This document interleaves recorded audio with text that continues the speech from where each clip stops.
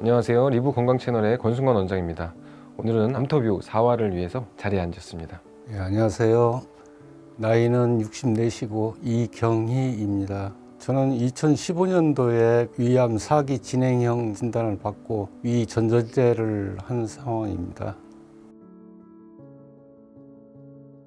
처음 오셨을 때가 이제 2015년쯤으로 기억하는데 벌써 거의 9년 전이잖아요. 이제 아까 환자분께서 표현하시기를 이제 4기라는 표현을 썼는데 정확히 얘기하면 이제 확장형, 그러니까 진행형의 위암이에요. 진행형의 위암에서 보먼 타입이라고 하는 그 기수로 나뉘는데 위의 근육층을 다 침범해서 거의 이제 마지막 단계까지 다 뚫려가지고 위가 이제 완전히 암 때문에 다 뚫려 있는 상태였죠. 그런 상태에서 이제 수술을 하시고 항암 치료를 하시면서 저희 병원에 이렇게 오시게 되신 케이스입니다. 그때 항암을 그때 얼마나 하셨었죠? 그때 임상으로 했는데 먹는 걸로 1년간 한 것 같습니다. 꽤 드신 상황에서 오셨었죠? 드시고 예. 계시는 상황에서 오셔서 지금도 좀 불편함이 있으시지만 그때는 사실 굉장히 더 많이 힘든 상황이셨어요. 제 기억으로는 뭐 설사도 좀 많이 했죠. 예, 설사도 많이 하셨고 그 항암제로 인해서 이제 여러 가지 고통이 좀 많이 있는 상태셨고 체중은 지금하고 비슷하셨나요 그때? 체중이 더 말랐었죠. 근데 뭐 살이 지금도 이렇게 막 찌지는 않는데 그때는 더 말랐었죠. 어디 앉아 있기가 힘들 정도로 좀 아직도 뭐 조금 뭐 불편한 점은 있습니다. 뭐 식사 후에 1시간 반 동안은 조금 식은땀을 흘리고 소화하는데 좀 어려움을 겪고는 있고, 또 어떤 때 컨디션이 좀 안 좋고 할 때는 설사를 좀 하고 하면은 저혈당이 급속도로 좀 와가지고 좀 위험할 때가 자주는 아닌데 가끔가다 좀 있고 그런 상황입니다. 2020년도 3월달 완치 판정이라는 거는 딱 그 수술 후에 5년이 되면은 그 병원에서 자동적으로 내려주는 거니까, 저 같은 경우에는 진행형이기 때문에 추적 관찰이라고 해가지고 그냥 뭐 3개월에 한 번씩 진찰 받는 거 하고, 5년 판정 후에도 6개월에 한 번씩 추적 관찰을 하자고 그랬어요. 그래가지고 지금 6개월에 한 번 추적 관찰을 하고 있고. 그러니까 일반적으로는 완치가 5년이 되면은 더 이상 추적 관찰을 안 하는 케이스가 훨씬 많아요. 그런 경우가 훨씬 많은데 기수 자체가 워낙에 높으셨기 때문에 병원 교수님께서도 보통 다른 환자분들은 이제 아예 종료가 되는데, 우리 환자분 같은 경우는 5년이 지나서 완치가 어떻게 보면 된 건데 그래도 기수가 높기 때문에 지금도 여전히 거의 이제 10년이 가까워오는데 지금도 여전히 이제 6개월마다 추적 관찰을 계속하고 있는 거죠. 대기업의 그 특판 장식 대리점을 운영했습니다. 그 아파트 같은 신축의 마감재, 바닥재, 벽지 특판 대리점을 운영해 왔습니다. 국내에서 이제 하다가 이제 11년도 정도에 이제 필리핀 가서 사업을 하게 됩니다. 이제 수면 내시경을 받고 이렇게 나왔는데 그 입원해서 검사를 받아야 된다고 하면서 아내 얼굴을 보니까 그때 느낌이, 나는 이제 암이구나 라는 걸 병원에서 얘기해 주기 전에 내가 느낌이 이제 느꼈었어. 뭐 눈물뿐이 안 나죠. 사실 위암에 대한 연구는 되게 많았어요. 원인이 뭘까? 헬리코박터가 원인일까? 뭐 세균이 원인일까? 아니면 뭐 스트레스냐? 음식이 문제냐? 뭐 여러 가지 연구들이 있었는데 지금도 사실은 명확한 결론은 없어요. 근데 이제 좀 더 확장해서 살펴봤을 때 이경희님께서는 필리핀에서 사업을 하셨어요. 그 당시 스트레스를 또 어마어마하게 받으셨어요. 그러면서 급격하게 암이 성장했다. 그래서 제가 그때 차트를 보니까 제가 동남아 그리고 사업하면서 스트레스 이런 거에 대해서 써놨더라고요. 추측이 되는, 그러니까 이랬을 것 같다라고 하는 이 암의 원인이 있었는데 그게 급속하게 사라졌다. 여기 와서 사실 몇 년 동안은 그 분노를 쉽게 삭히지 못하셨었어요. 사실은 암 걸렸을 시점에 내가 법원에 소장을 내고 왔다 갔다 법원에 다닐 시점이었었거든요. 암 그 발견할 시점이. 저 같은 성격, 내성적인 성격에 법원에 막 자주 다니고 할 정도면 얼마나 그 표현은 못 하겠지만은 그 스트레스 받았겠습니까?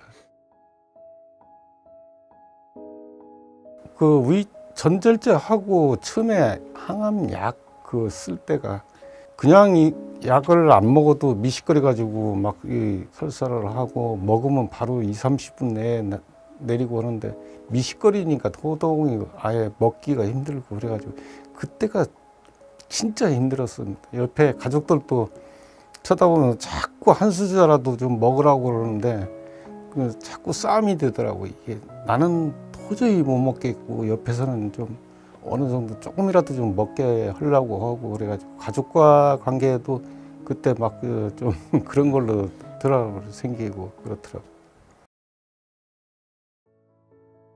집에서 항암하면서 수술 후에 제가 집이 일산이에요.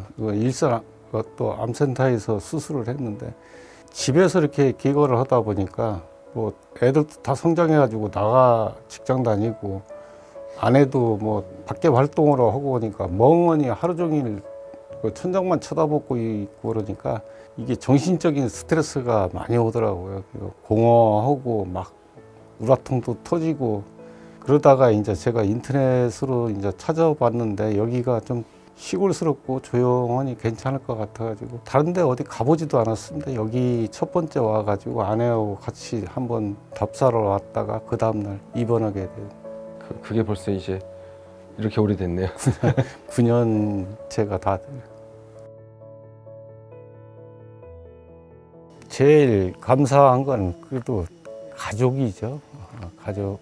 내가 50 초반에 필리핀 사업한다고 떠나가가지고 두 아들이 있는데 돌봐주지도 못하고 그 아내한테 모든 짐을 져주고 이렇게 또 암까지 얻어가지고 이렇게 9년 차 이러고 있으니 그 한참 때 모든 짐을 식구들한테 이렇게 다 아내한테 다 넘겨주고 온 것 같아가지고 항시 미안하고 감사하고 지금까지도 그렇게 생각하고 살고 있습니다.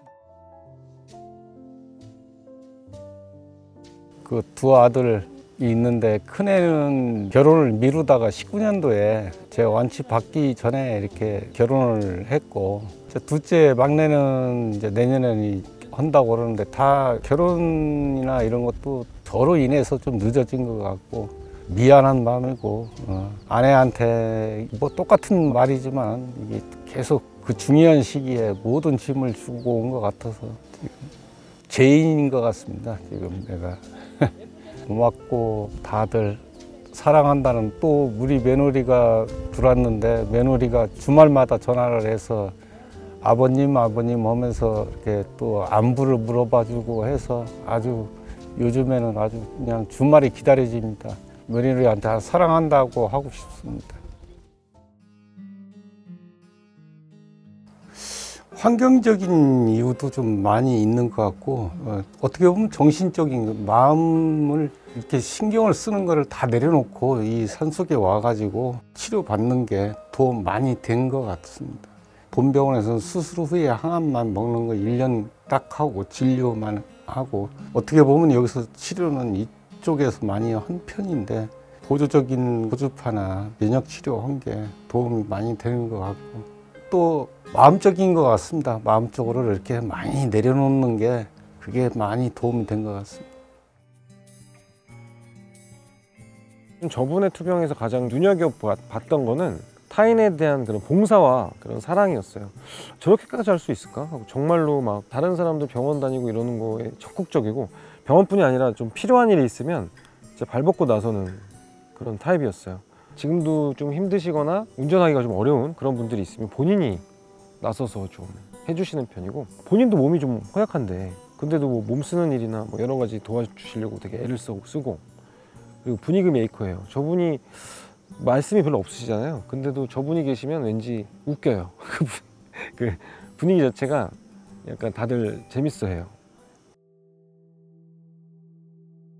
지금 일상생활 하는데 좀 많이 아직도 부담스러워요.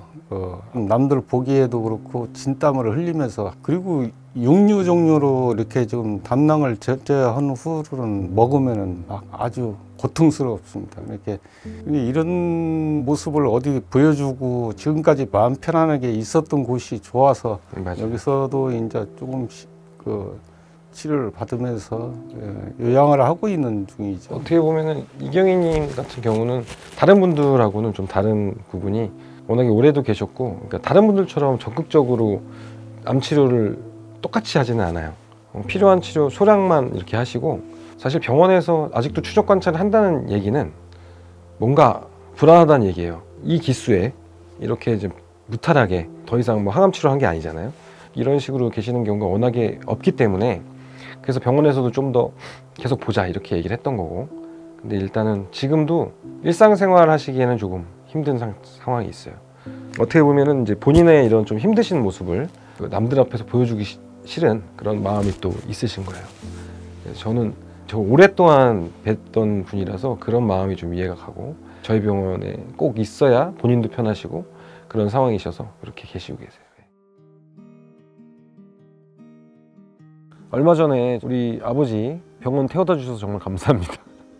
감사하고, 항상 우리 다른 분들, 힘드신 분들 늘 이렇게 긴 시간 계속 이렇게 도와주시는 것 항상 감사드리고, 그런 부분들이 아마 이경희님 투병에도 복이 되지 않았나 그런 생각이 들어요. 그리고 지금 가끔 힘드실 때 저 찾아오시는데 언제라도 좋으니까 힘드신 점 있을 때마다 저한테 얘기하셔서 고생하지 마시고 빨리빨리 이렇게 치료하고, 지금 여기서 지내는 삶도 소중한 우리 삶이니까 매일매일 행복하게 잘 지냈으면 좋겠습니다.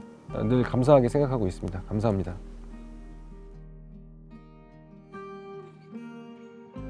내려놓는 세상과 이 자기 어떤 일을 했던 스트레스 받는 거를 좀 내려놔야 되는데, 제가 이렇게 말씀 전달을 잘 못하겠습니다만은 저쪽의 인연과 끊고 요양을 편안하게 이렇게 좀 마음을 갖고서나 좀 했으면 좋겠습니다.